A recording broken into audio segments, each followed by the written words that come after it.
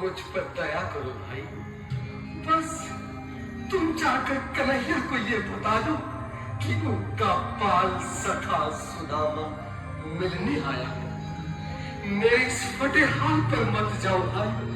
तुम बस जाकर मेरा संदेश उस कृष्ण को दे दो, उस कृष्ण को दे दो। क्या हंसी ठट्ठा करने को हम ही मिले हैं? तुम ठहरे दीन निर्धन फटे हाल ब्राह्मण, तुम्हारे अंग अंग से गरीबी बदहाली झलक रही है। और कहा महाराज श्री कृष्ण, क्षमा करना पंडित जी, हमें अपने प्राणों से हाथ नहीं धोने जो तुम्हारा यह संदेश द्वारिकाधीश तक पहुंचाए।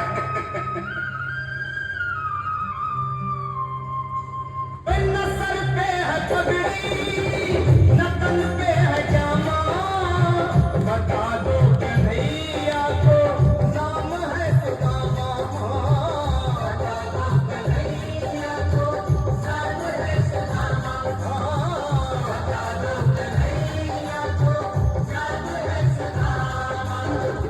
न सर पे है पगड़ी, न तन पे है जामा, बता दो कन्हैया को नाम है सुदामा। न सर पे है पगड़ी, न तन पे है जामा, बता दो कन्हैया को नाम है सुदामा। बता दो कन्हैया को नाम है सुदामा। एक बार मोहन से जा करके कह दो, तुम एक बार मोहन से जा करके कह दो कि मिलने सखावत नसीब आ गया है। मिलने सखावत नसीब आ गया। अरे द्वार वालों, कन्हैया से कह दो कि मिलने सखावत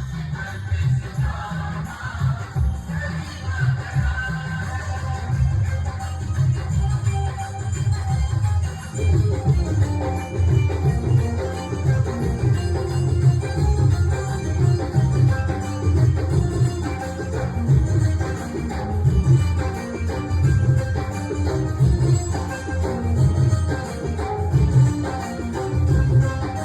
तो भाइयों, अब मेरी भी सुन लो। जब तक मेरा संदेश उस द्वारकाधीश तक नहीं पहुंचाती, तब तक मैं यहीं बैठा हूं, चाहे मेरे भूख प्यास से प्राण ही क्यों न चले जाए।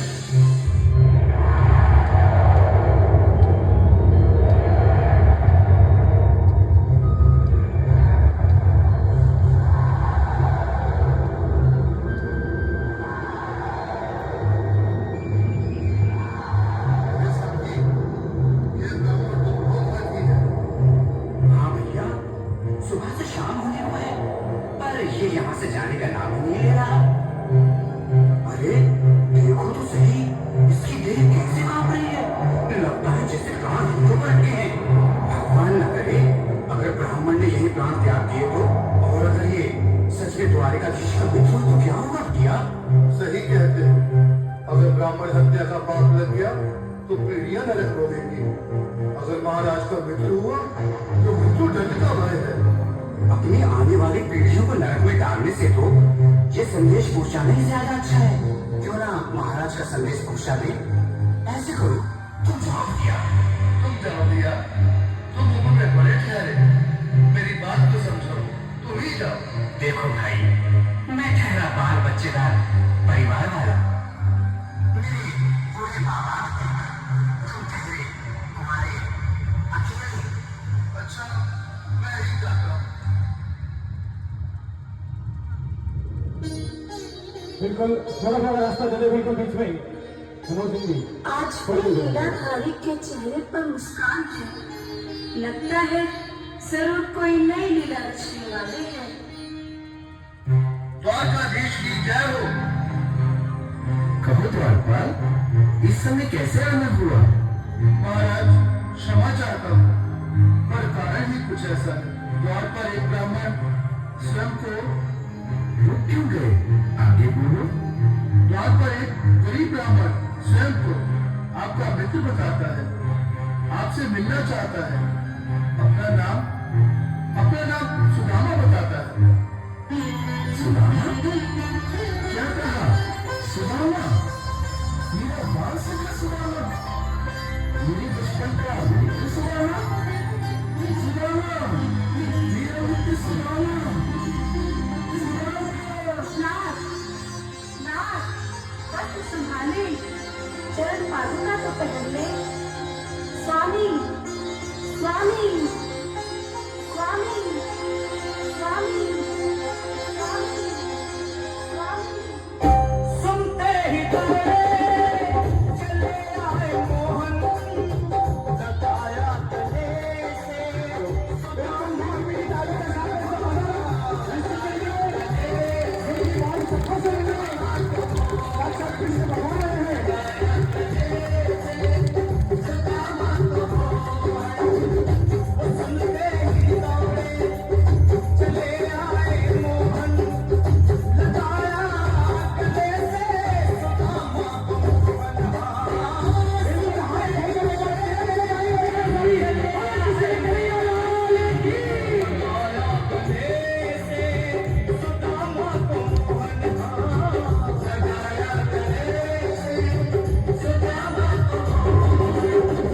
हुआ रुक्मणी को बहुत ही अचंभा, हुआ रुक्मणी को बहुत ही अचंभा।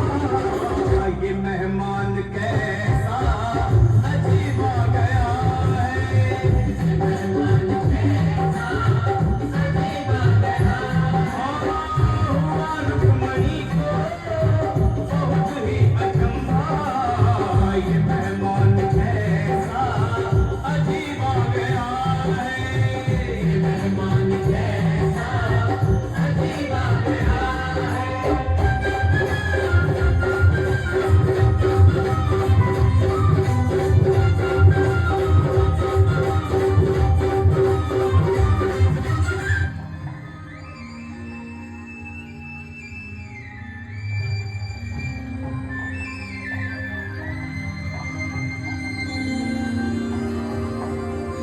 आओ सुदामा, आओ, चले आओ, इस महल को अपना ही समझो। मेरे बाल सखा, शर्माना कैसा? चले आओ। रुक्मणी, रुक्मणी, मेरे मित्र के स्वागत की तैयारी करो। घबराओ मत। सुदामा, सिंहासन पर बैठो। नहीं, नहीं भैया, मैं आपके सिंहासन पर कभी नहीं माना। भैया, इन लोगों ये बाप मुझसे न होगा।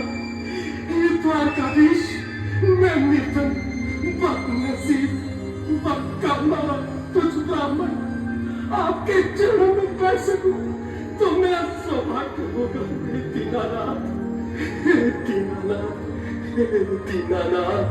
सुदामा, मुझे महाराज कहकर प्रताड़ित ना करो। मैं संसार के लिए द्वारकाधीश हूँ, पर तुम्हारे लिए सिर्फ तुम्हारा बाल सखा हूँ।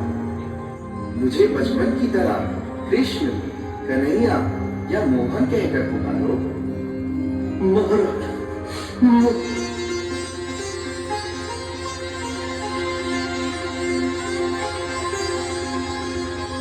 बराबर पे खुले, बराबर हाथ खोलकर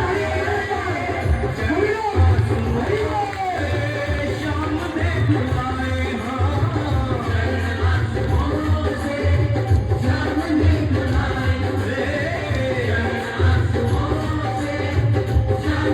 बुलाए, बराबर में अपने सुदामा बैठाए, चरण आंसुओं से शाम ने बुलाए। बराबर में अपने सुदामा बैठाए, चरण आंसुओं से प्रभु ने बुलाए। चरण आंसुओं से प्रभु ने बुलाए। न घबराओ प्यारे, जरा तुम सुदामा, न घबराओ प्यारे, जरा तुम सुदामा। खुशी का समा तेरे